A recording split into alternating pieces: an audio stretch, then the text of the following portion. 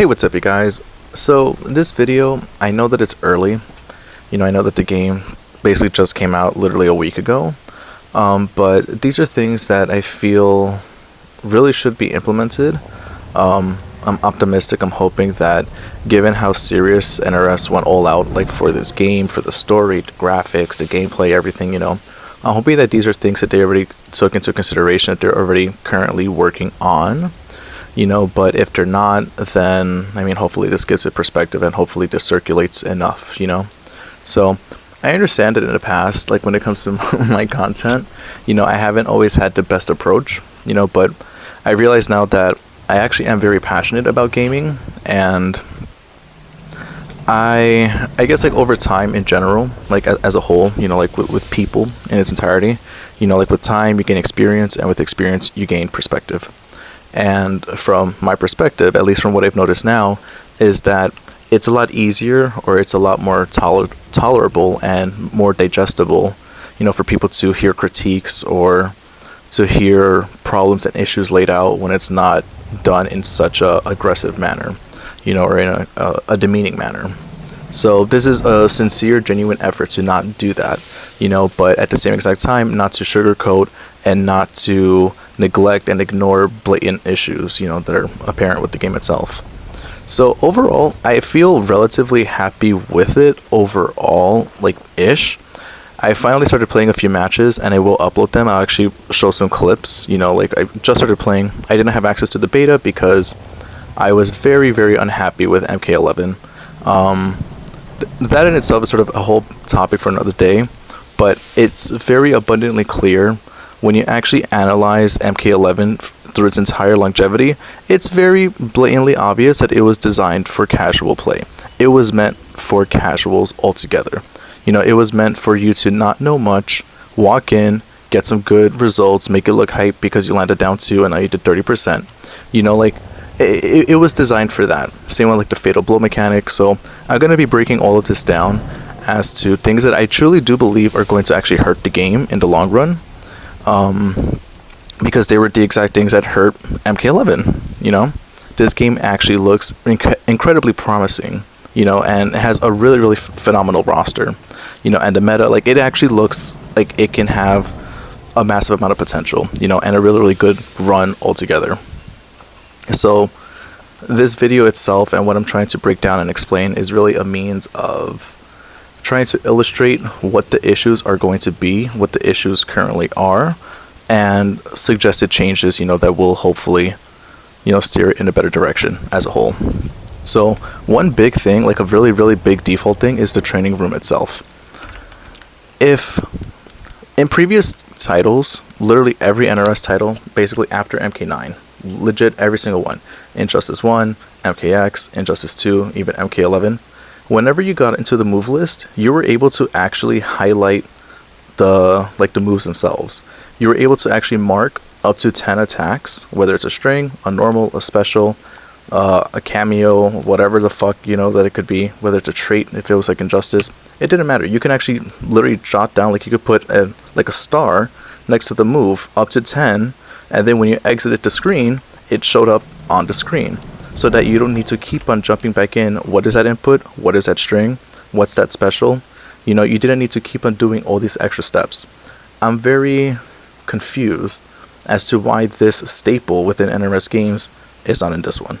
This one that seems to be held to such a high esteem and to such a prestige, why don't you have this basic feature? 2, if I'm in the move list, and let's say I'm going through this, and I'm just like looking at the advanced information and whatnot, whatever I had setting, like whatever setting I had on, or whatever area, like whatever page of the move list I was currently on, if I exited this and I went back in, it would still be there. It wouldn't reset it every single time to the very first button and the very first page. Another staple within NRS games. I don't know why they didn't do this time. Problem number 2. At least when it comes to like content creation, like at least for myself or players that like doing combo videos, or even like tech stuff, or even just for aesthetic, even if you just wanted to do anything, In general, like this HUD itself, you actually had the option to literally turn off the HUD in its entirety. So you don't have to see the health bars and the characters and the meter and the damage display. Like, this was also a feature, this was also a staple within NRS games. I am very uncertain as to why, again, they just didn't include it this time. You know? Like, it's like certain things that were not a problem in previous NRS titles, they just removed them for whatever reason. And the things that were actual issues in previous games, they still kept them in. So, another problem with Training Room itself, and as a disclaimer, you know, because I didn't mention it at the very, very beginning of it. So, like, I'm listing these problems with Training Room because it seems like this game is actually supposed to be meant for high-level play. There are a lot of components with it, with the archetypes, with the meta, with the mechanics, you know, with the general movement, you know, like with all the features within the game itself. It seems like it's actually supposed to be legitimately played at a high level. It's meant to be competitive. If that's the intention, if it's supposed to be competitive, all of these things, especially within the Training Room, they're all just hindrances. Like, you can't, from a high level of play, you do need to spend a good portion of your time in the Training Room. You know, you need to be running constant and countless scenarios, simulations, testing out different situations, testing out different matchups, different options, post-block options, on hit, you know, how much meter you're building, what's the corner carry, what's the Oki, what's this. Like, you need to test all these things out diligently, you know, for competitive play. Obviously, you have to put it to the test and actually play real matches, but you are basically, like, the lab itself is like a literal science experiment. You know, you're running all these theories and you're running all these facts, and then you're applying these, well, I guess it's really theories. Certain things are facts, like the frame data stuff is going to be factual, you know, but the theory aspect of it is how significant it's going to be, how useful it's going to be, or how negative it's going to be. And you put that theory to the test when you actually play against other players. Whole point is, you need to devote a lot of time into the Training Room to do this. It's such a, not so much negative experience, I don't know exactly what the right word is, but it does hinder players altogether. It does negatively affect the experience when the Training Room itself is basically incomplete, you know? So the other problem with this too, like with the practice settings, in previous titles, when it came to like super meter, you were able to decide whether you wanted it to be on default, whether you wanted it to just stay full altogether, or to refill. That was normal, yes. But you also had the option to decide, there was another segment here, how many bars of meter you started with. You started with 1, with 2, with 3. So that way, if you had it on default, you know, you can still start with default 2 or default 3, so that way when you burned your bar and then you're doing certain combos, especially from a high level of play, you can see how much meter you're going to be building, and then the post block setup, you know, and the chip that you're doing, and then the meter that you're building off of that. Like, you can actually see certain setups where you'll kill a bar or two, you know, to do the combo itself, but then by the end you gain a bar back. You can actually test those things. Now you cannot, because this thing is always, like, you can't actually do it. You know, like certain setups that would take 2 bars, for example, you can't actually test this through. Or even if it was 3 bars and then you build the bar back, you still cannot test that. There's no way to actually legitimately see what that is currently. That is a huge downfall, in my opinion. And I think any pro player would actually agree and attest to that. I don't know why they removed that feature. I really don't. When it comes to the opponent setting, I genuinely do like this feature of how you have, like, you can record specific reversal attacks that you want the opponent to do, and then on the playback recording, there's a specific slot for you to actually, you know, record the move that you want it to perform. Amazing feature in concept, yes. It doesn't actually work though. It works to the extent that if you basically do like one thing, I'll have him do that, right? And then for the reversal, we'll have that. See, now he can do that, right? As you can see, he's able to perform that. But if I have him do all this extra shit, you know, because I want to see exactly what he can do or what he can't do, you know, I'm trying to see, I think it's a slide, right? See, now he can no longer perform it. It basically, like, it's too much for the dummy itself to take into account. It's too many features. You know, I didn't alter this. He's still blocking. I'm just changing his movement, doesn't matter. He should still be performing that reversal. There shouldn't be a problem with it. But it can't, because this was not tested through. You know? I'm not trying to call it an RS in any remote way. I'm sincerely not. But I feel like there should almost be like a public statement that this is something, or all these things, especially that's wrong with the training room, they are going to get addressed. I understand it's not going to happen overnight. I understand that you do need to take some time to like really flesh it out, test it out, make sure that it works, make sure that it functions, you know, and it's going to be implemented in a future patch. But that future patch needs to happen quickly, you know, because this is significantly incomplete. And it's not good. Like, I don't think that you can actually justify it. You can't really sugarcoat it. You can't get around it. It's not good. You know, it's not positive in any remote way. I'm trying to go through this. I believe that's everything for at least the training room itself. Because again, it's like there's several chapters to this, and I'll be putting in the timestamps so that you guys can jump to it if you want to, or that way you can see an overview as to what it's actually going to cover. Oh, but this too. I mean, well, I guess, I don't know if this is really so much of an issue, but if you do saved position, let's say, like, look. Like, let's say over here. I think this might just be a default thing. I'm not entirely certain, but see, the reset position is going to be here, right? We're going to forever, no matter what happens, we're going to keep coming back here. I don't know if this was an option before, but if we're still in this position, I should be able to swap sides. But it can't. It doesn't matter what actual setting you put here. You know, left or right, it's not going to actually do anything. It's going to maintain that position. So, I mean, I don't know if... I feel like if it's going to behave that way, then these features should be, like, shut off specifically for, like, if you're doing a safe position. So that way you don't really waste time. It's like, why am I testing through all this and it's not going to actually do anything, you know? Like, then just shut off that option, in my opinion. So then there's all of that. I truly believe the button log, I personally am not a fan with how this looks. Like, it's a whole bunch of extra shit that's on the screen. Like, all these, like, you don't need to see the full D-pad. You know, I think that I don't see what the issue was with an arrow. That's just like a staple. It's very easy to comprehend. If it's an arrow pointing down, you're pressing down. If it's an arrow pointing back, you're pressing back. I don't need to see the full D-pad and then highlighting what section of the D-pad it is. It's just literal extra clutter on the screen, and it makes it even harder to actually see what the input is, what the button log itself actually is. And I believe that that's actually it. Like, at least off the top of my head, that's everything regarding the training room in its entirety. So now, jumping into, like, movement and tech rolling, because I feel like the two kind of go, like, hand in hand. So the pace of this game, it's definitely a little bit slow. Like, there are certain fast moments, or there are certain things happening in a very, very quick time frame, but it's still not that quick.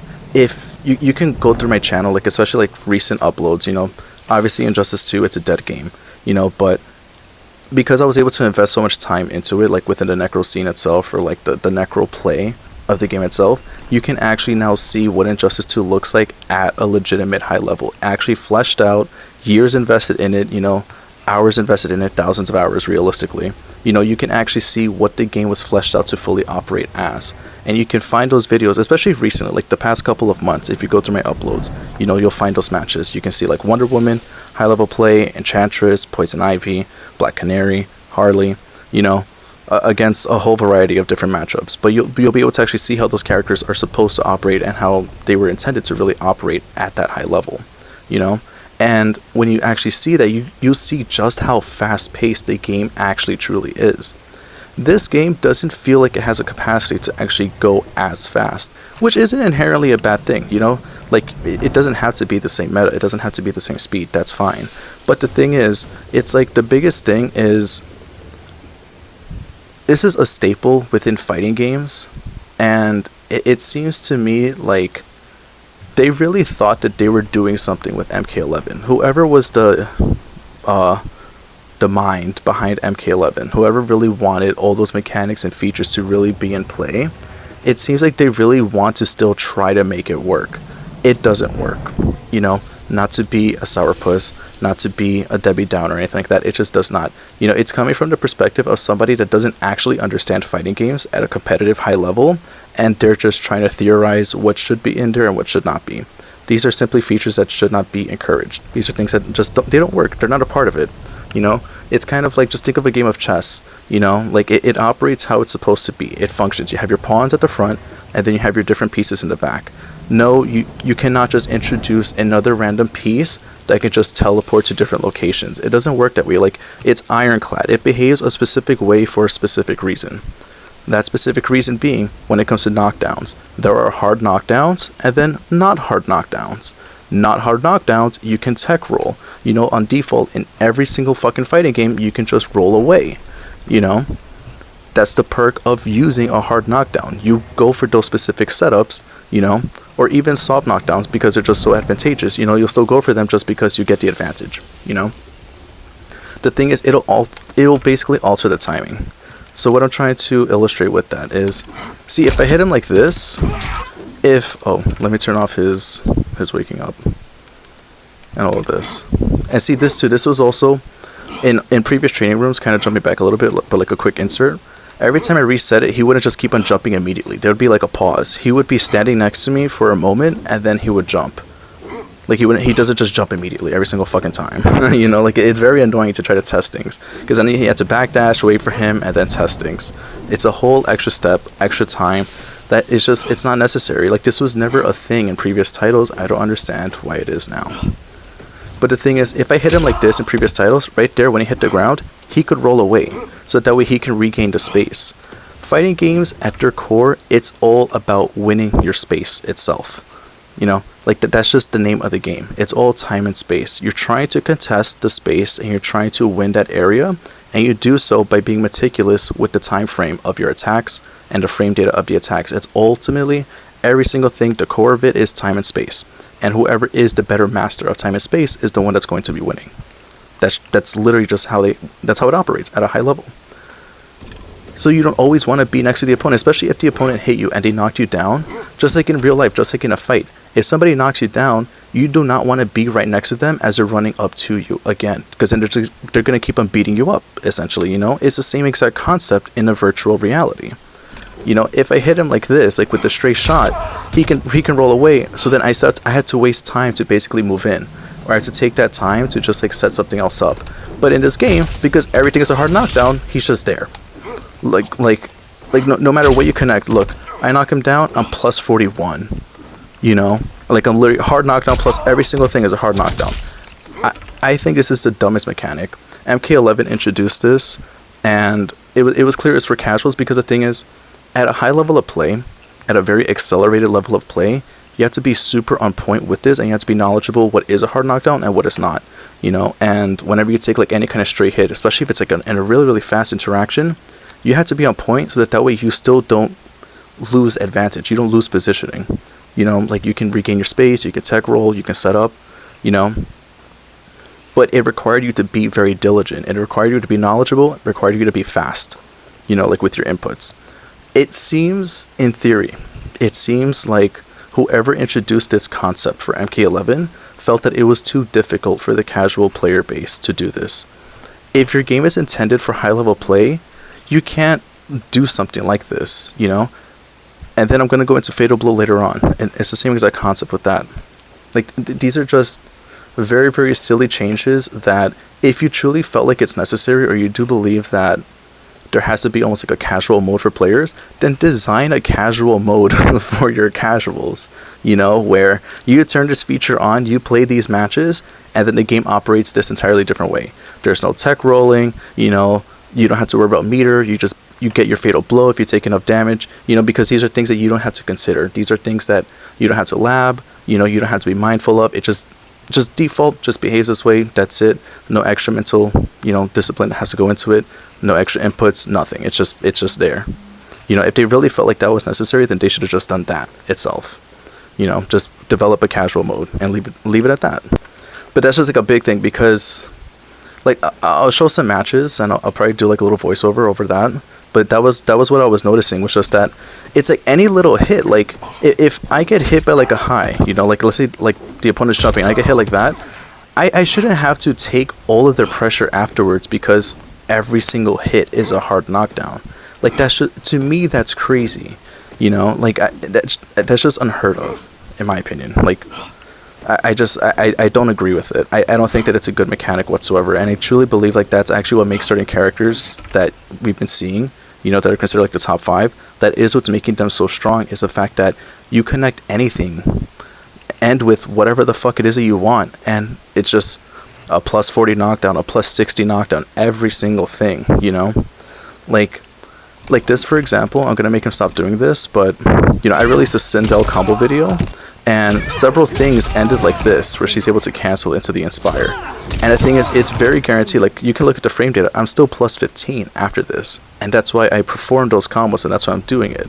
Because she can do this, accelerate the cameo, and then still armor break their wake up, you know, on top of that too. However, this is clearly not a hard knockdown. In a typical game, he should be able to flip backwards and roll, and basically, depending on the matchup, he should be able to punish me for actually doing this. He should be able to do that. Or even with this too, this is taking even longer. See, I'm still plus 1, because everything is a hard knockdown. This should not be a feature. I truly do think that this has to get changed. You know, like, this is going to hurt the game in the long run, or it's going to make it very stale, it's going to make it very unenjoyable, you know? This is a very significant thing, in my opinion. So then when it comes to, like, meter, armor, and breaking. For the matches that I played, and I'm pretty sure people have already noticed it too, I think that the meter build in this game is kind of insane for how you get hit. Which, if you look at my Injustice 2 matches, there's 4 bars instead of 3, but you'll see just how much meter actually gets built, because you're building meter on special use. If you do stuff on block, you build meter. If you're landing a combo, you build meter, and then if you're taking damage, you build meter. There's a lot of means to build bar, you know?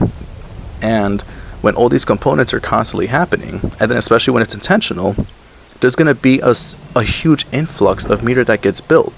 And that inherently isn't really a problem within itself. The problem lies with how much meter the opponent gets for getting hit.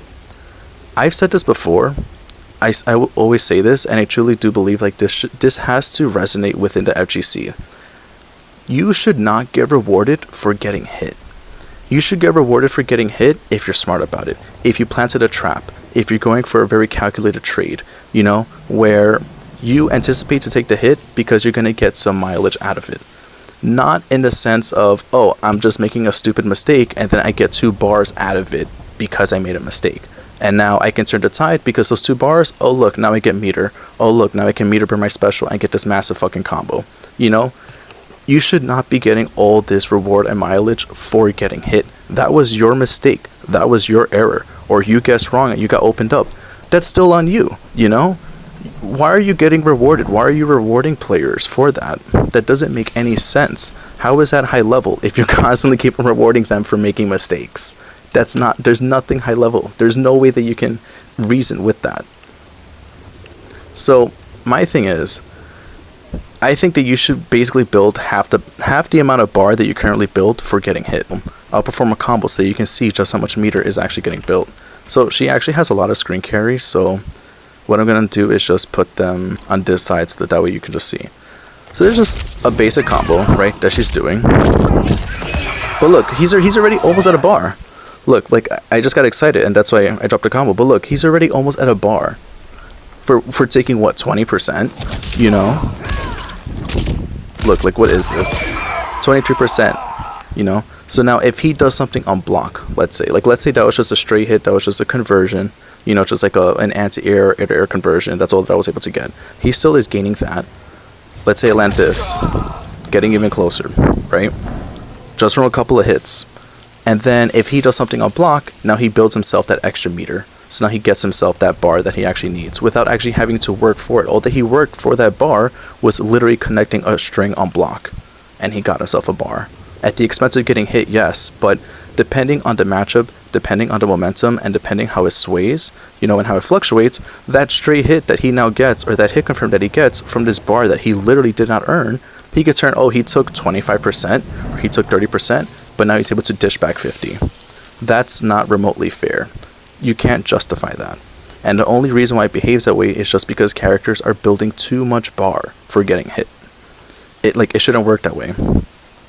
Because at the same exact time, at least in previous titles, like with MKX for example, MKX, you did not build that much bar for getting hit. Like, nowhere near this game. And obviously it was a little bit different because you didn't build bar for even landing hits. You only built bar for whatever special use, or whatever connected on block, like your chip. But it's part of what you had to calculate at a high level of play was that breakers cost 2 bars. This whole debate, all this topic right now is all about meter usage itself. Meter build, meter usage, meter expenditure, all of that. The thing is, with Sindel, like with my matches, what I realized is that she's actually a pretty efficient zoner altogether. So she's going to be doing this, like, altogether. And the thing is, the opponent might be blocking, like, let's say, oh wait, I had the wrong cameo. I feel like Sonya really, really works for her. But the thing is, a part of what you had to do, whether you were playing a zoner, whether you were playing offensively, it didn't actually matter whether you were playing a hybrid. The thing is, what it comes down to is that you have to understand how to build your own bar at a high level of play. Because you can't just expect it to just be handed to you. You have to manage your resource. I'm very happy that they brought back meter usage itself. Like, you had to build it now. I'm very, very glad that they did that. But, however, at the same exact time, I don't like that. Basically, you're punishing the player, you're punishing the oppressor, you're punishing the winner. Because they're literally giving options now to the opponent because they got hit. That is the most absurd concept ever, in my opinion. Like, it's just nonsense. So the thing is, like, with this, like, I was noticing that she's actually pretty effective, like, when it comes to the zoning itself. But you see, part of the thing is, it's like, when it comes to zoning, or zoners, you're having your meter built by all this special usage, by all this zoning. They don't want to get hit by all your projectiles, or what you're zoning with, whatever it may be. So, because they're going to be blocking that, you're able to build bar from the chip, and then you're building bar from the special use itself. When you're playing rushdown characters, you're trying to find these safe setups, these safe staggers, these jails, and you're building a huge influx of shit very, very quickly because of everything that you're connecting on block. And then you open the opponent, and then you're landing even more because you're hitting them. Both styles, they still are equally as effective when it comes to building bar. It's just you have to find the right way to actually do so. Again, you look at my Injustice 2 matches, you will definitely see that. You'll see when I use Canary, how much meter she actually builds, how much resource she gets. If I'm using Wonder Woman, same thing. Using Harley, same thing. I'm using Enchantress, someone that is not zoning, same thing. You'll see I constantly have meter, a huge chunk of it, because of the amount of pressure and the safe neutral that you have. Whole point is, it doesn't matter the archetype. If it's actually done right, and I do think it's done right relatively in this game, you will be able to accomplish it effectively. Whole thing that I'm mentioning with all of that is that you're building bars so that way you can use the mechanics of the game, or that you can utilize that meter to give yourself armor, or to meter burn a special, whatever it may be. At first, I was on the fence. Like, I wasn't really sure how needing 3 bars to break, I wasn't really sure how well that would work out. And now seeing it, I don't agree with it. Like, I don't really agree with the resource that's meant for it, because I was playing against a Lee May player, and they were just hit confirming, like they did like that cartwheel flip that she does, and they had Scorpion as a cameo. This girl was doing literally 46% to me meterlessly by just the cameo usage itself. So the whole point with that is that even though it's costing 3 bars, you can waste all of that. But the thing is, the cameos, just like the trade system in Injustice, cameos are an additional resource now that you have too. Like, and that's just, and that's how they even advertise the game too. These are basically your meterless options. You don't need to spend bar for the cameo. They're their own separate resource. I think breakers should cost meter and a cameo usage itself. So that way, if you don't have the cameo, then you cannot activate a breaker. Or if you want to break, it's going to come at the expense of cameo usage as well. MKX worked the same way. You couldn't actually break a combo. You needed the 2 bars, and you needed stamina too. I don't know why they didn't take that into account and require you to actually utilize a cameo usage as well. Because, yeah, you spend all 3 bars to break, and now you get an opening, or you land a mix, and then you hit from the mix, and I'm still eating 46-50% for no bar, because the cameo is still there. You know? With less meter gain from getting hit, that way you actually had to work for your bar, because, look, I'm kind of jumping ahead, but long story short, the whole reason why I was mentioning all the resource and the meter build itself was that at a high level of play, what you would wind up doing, like especially in MKX and in previous MKX titles, like the actual legitimate smart way of playing, like at a high level, legitimately was you build up to 2 bars, because in that way that's how you had the breaker, and if it was a make or break moment or something that you had to do, you would actually do something risky, something like this, so that way if you got punished, you would just break right there. It's like, okay, somewhat calculated risk, or rather a very, very high risk, but high risk, high reward, it didn't pay off, okay, shit, that was wrong, let me break it, you know? But then you come off of your resource because of that. I personally think that that's fair, you know? That's high risk, high reward, high price to pay, you know? Like, it didn't work out, you had to try again, but now you're trying from scratch, you know? I think 3 bars is rather excessive, in my opinion. I think it should be 2 bars and half of the cameo, or even 2 bars and a full cameo, I don't know. Because in that way you can still work with a bar. Every character actually still has meterless means of playing the game, and even more so with just a bar. Characters are actually complete, the cameos just complement them. Like, I think that itself should legitimately be changed. Still tying into the whole meter usage, if somebody can explain this to me, by all means please, because I haven't really figured out how it works. I don't really want to invest all the time to figure it out necessarily. I don't know how armor activates on Fatal Blow, because, look, I'll show it with him, actually. So see, armor activates there, right? But now if I do this, then it doesn't activate. So it's like, does it activate on the first frame? Does it activate later? You know, like, when exactly does armor actually activate? Like, can someone actually explain that to me? You know, because I don't feel like going through all this lapping.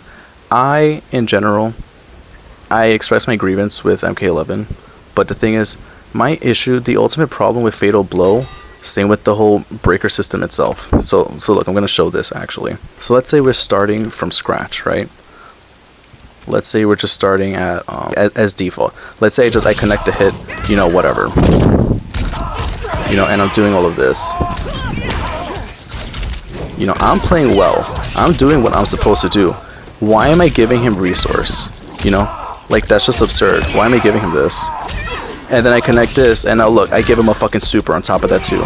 That's your fault that you're playing bad. That's your fault that you made the wrong call. Why am I giving you resource? Why am I giving you a fucking super? This isn't meant for competitive play. Like, this is not competitive play in its entirety. If they're so keen, you know, whoever came up with the concept of Fatal Blow, like, if you're so keen on Fatal Blow itself, like the title and everything, then keep it. Instead of an X-ray, it's just called Fatal Blow. Your super is the Fatal Blow. You can still perform it. I think it should go back to just costing 3 bars. Like, I don't know if they felt like in the past it didn't have enough usage because it cost so much resource, you know, so it's like it was very situational. But if it was an actual truly high level player, you would find a means to use it, or at the same exact time, then maybe you're just not meant to, because it's just such a in-depth battle, you know. Because the thing is, ultimately what it comes down to, and you'll see it in my matches as well, especially in Injustice 2, because I tend to super relatively frequently. You'll notice the games, those are the ones where I'm not being challenged enough. Like, the person that's holding on to all that resource, that's holding on to all that bar, it's because the opponent itself, they're not presenting enough challenges. They're not forcing them to actually expend that resource itself. You're not forcing them to come off of the meter, meaning that you're either not punishing hard enough, so you're not encouraging them to actually, you know, do an air tag, or you're not encouraging them to actually break because you're not actually doing enough damage, or you're not presenting so much pressure that you have to force them to burn bar to, you know, armor through it. Like, you're not making them actually use it. So for that reason, now they have all this resource, you know. But I think Fatals should come back, like, just bring the super back, just bring it back to normal. You already have meter usage back again. I felt like this was only somewhat kind of valid for MK11 because the meter itself was regenerative. You know, now it's not, you build it again, just revert it back. You know, that way you have instant armor, as it should be. Like, how, that doesn't make sense to me. So I have a super, but I get punished for using a super. It's great that you can break the fatal, that they should keep that, but what the fuck do you mean that I activate my super and I get poked out of it? Like, what? You know, that's crazy to me. Like, it's just they're trying too hard to keep this mechanic in, and it's just ultimately it's simply a comeback mechanic, and it's a mechanic that just doesn't need to be there. It doesn't add anything to the game itself. It doesn't make it more hype. It makes it more of a nuisance, really. Also, same thing, like I'm looking above, same with the different HP values. Like, characters have either their 1000 or 1100 or 950, and then depending on the cameo that you select, it adds an additional amount of health. Like, this didn't work with Injustice 2. Like, it was just silly, it was just dumb to begin with. You know, all these fluctuating values. Just keep it a base 1000. Keep it a base 100. You know, I think that there's sort of this, what's the word? There's this perception, you know, that, you know, developers, like, they're really taking it into account because of the archetype of the character and this or that, you know, and what they're doing, and that's why they have this value, you know, or this defense or this HP. No, you don't actually know what you're doing, because if you truly understood that and you got what that was supposed to be doing, then you would just affect the damage output of the character. That's it. That's all that it would come down to. You know, if they have like obnoxious range, you know, and they're able to contest in all these areas, when they get hit confirms, they just wouldn't be dishing out damage. Like, it's that simple, because they're already cashing out on that damage from a full screen presence, you know, or a mid screen presence. So when they land hits, they shouldn't be hitting that hard. It's very self-explanatory, you know. Like, I don't understand how this mentality has still persevered to this day. You know, like, I don't understand how it's still not being seen through for the absurdity that it is.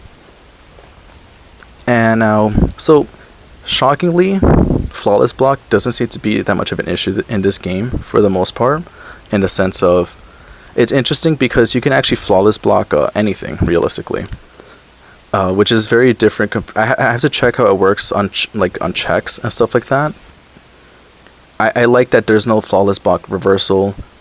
You can reversal out of a flawless block, but it's not going to actually change the frame data unless the move itself, the frame data, gets altered. However, I don't really agree with the balancing of certain things with like the flawless block mechanic itself. Like, certain moves that literally don't launch to begin with, why is it like -20 now? Because you flawless block it. That's crazy to me. And then the move itself, it's not even special cancelable. Like this, for example. You can't special cancel out of this. So look, as you can see, the move itself on default, -7. You can't cancel off of it. You can only cancel from the first like 3. You can only cancel from that. But all of her specials are all unsafe. Or like the hair fireball. See, it's -6, so that is a safe cancel. But the thing is, look, 26 frame startup. Cancel advantage is 27. This doesn't actually jail. I'll show you right now. Oh wait, or actually it kind of does. But the thing is, you can armor it, so it doesn't jail. And it's like, it is what it is. Whole point is that that's the only thing that she's going to actually be doing, and you still have a counter option against it regardless. You know. Whole point is, let's say she's just doing that just to contest, you know, just to have like a safe option that she's actually doing. Why is it that I flawless block it and now she's -17 for doing this? And then look, it's a hard knockdown on hit, or it's just a knockdown. She's only +6 off of this knockdown, you know. Like, it's this level of stuff. This is where it's just like it starts getting very confusing. It's like there was a mind behind the concept of everything. There was actual intention behind A through Z, but now all of these things start surfacing, and it's like, okay, but wait, what happened here? How does that make sense there? You know, how does that apply there? Like, I just that's my only real gripe when it comes to flawless blocking. It's like, it's the frame data alteration with specific moves or specific strings or specials, you know, whatever it may be. Like, it's very skewed. It's not. It's borderline safe, You can't special cancel. You don't even get an advantageous knockdown, but you're full combo punishable for doing it. You know, like how? Why?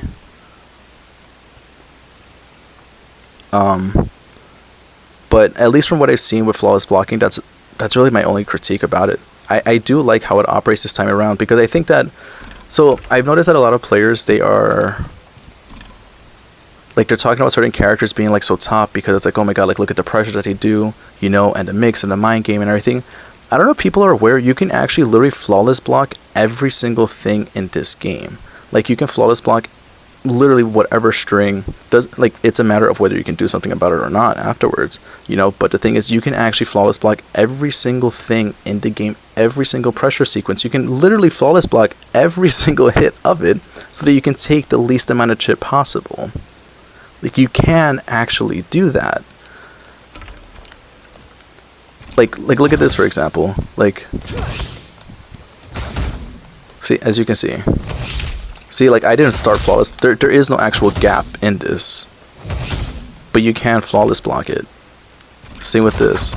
There's no gap in that, but you can flawless block. Like, once you start blocking the first hit, as you can see, and you can do this with literally every single pressure sequence, every single string of the game, every single thing behaves this way. Like, you can do it, so you can flawless block all the pressure sequences that's there. So that way you're not forced to take like 11% chip setups or 15% chip setups. You don't actually have to take all of that damage. And that's kind of really it for like all this content. The only last thing, I'll probably have to go to the main menu for that. I only recently started playing ranked. I am not a fan of ranked, especially within NRS games, because it's not an actual serious rank itself. To consider yourself serious, to consider it actual ranked in general, means that you have to take it seriously. Ranked means competitive. Ranked means the best of the best. Ranked means, you know, you're trying to see who are the actual alphas. You know, you're trying to see who is climbing the leaderboard, who's actually up there, you know, and like who's actually earned their spot. If it has that mindset behind it, if you wanted to have that culture behind it, get rid of Wi-Fi users. If you're jumping on ranked, on default, you cannot be allowed to play ranked if you're on Wi-Fi. Or, if you don't want to exclude them to that regard, then just make a separate server for them. Fighting games, at their core, unlike other games obviously time is very much necessary, you know, like, you still need to have, like, the more latency that there is, you know, within online, you know, the worse it's going to be. That much is true across all kinds of games, all kinds of gaming altogether. But with fighting games specifically, everything operates on frames. Things are operating at literally fractions of a second. You need to have as accurate as possible of that information coming through. That's only achievable through wired. If you have ranked with this meta, with this foundation of this genre being a fighting game, how do you have this mode of quote-unquote ranked and you're allowing Wi-Fi players to just jump on, and then Wi-Fi players with 150 ping, you know, which is part number 2. When it comes to ranked, I feel like any ping, any matchmaking that's 100 ping or higher, you should have the option to decline that, or even 90 ping and higher. You should be able to decline that. Obviously, it's going to severely, I guess, like, cut off a good amount of matchmaking, but at the same time, it's kind of like you have to just like pick and choose, because it's not an enjoyable experience. And then at its core, you can appease to your casuals, you know, to the extent where they can actually enjoy this stuff and they can take advantage and they can feel like they're accomplishing something. It doesn't mean anything to the competitive scene, because ranked is not actual competitive. Ranked is not a tournament setting. Ranked is not an actual offline event. So it doesn't truly actually matter. It's only mattering in the minds of your casuals, you know. And if that's truly what matters to the company itself, then I guess don't implement any of these changes, really, you know. But then it's going to be a testament. It's going to literally show exactly what your perception of the community is. And with that too, I don't know how, where are the lobbies also? Like, where is that? Why are there no lobbies? I just noticed this. I think there also has to be like a reporting system. within Combat League, because I personally don't care. You know, like, I have very thick skin. You can say whatever you want to me. It literally wouldn't faze me. But, you know, the few matches that I did play online, I played against certain players, and they're, you know, being very profane. You don't get no pussy, bro, and stuff like that, you know. And or even, I know, with other people, you know, if they were using Tanya, for example, there'd be like racial slurs. You know, like, there has to be an actual reporting system for these kinds of players, because clearly they're not the ones that are actually welcome, you know. Like, that's just completely unnecessary. And the fact that NRS still hasn't actually taken that into account, you know, like, muting them is not enough, like muting their mic. Like, you need to have an actual reporting system for that specifically, you know, like, for that kind of behavior itself. But yeah, I think that that's actually it, realistically. Feel free to chime in, you know, comments, opinions, and I would sincerely appreciate it if this actually was, like, shared universally. Like, I do want it to reach NetherRealm. Like, I do want them to actually take this into account. I want this to be something that's actually backed with some semblance of support, at least from the community itself, you know, because I truly don't think that if all of this doesn't get implemented, I don't think that the game itself is going to be as profound as it's supposed to be. Like, all the potential is here. Like, it looks really damn good, you know, but it's already becoming clear that you can sort of see where the dead ends are going to be with the game, you know, already at this state, at this early on. I don't think that that's a good thing. Oh, minor little thing too, like, when it comes to the invasions and whatnot, NetherRealm, please, for the love of everything, because I know that I've expressed it, my viewers have expressed it, I've seen other players express it, you know, during playing it. Stop making AI try to be oh so smart. That's not fun for anybody. Nobody wants to grind thousands of hours. Nobody wants to grind hundreds of hours fighting against AI dummies. That's not enjoyable for anybody. You know, like, it's not fun. And then having them run away, and then having them have, like, electricity flying around and acid flying around and you burning, and then your inputs are getting randomized. Nobody has fun with that. Absolutely nobody has any ounce of fun doing that.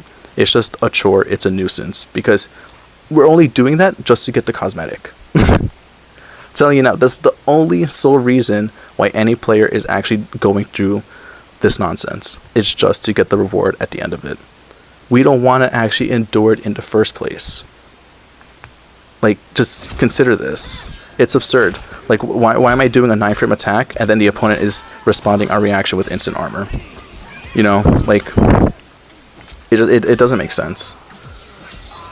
But yeah, that's basically it for this video. There's definitely going to be a lot more content coming up. I'm not exactly sure what's the next one, but I hope you guys have a good day or night, and take care.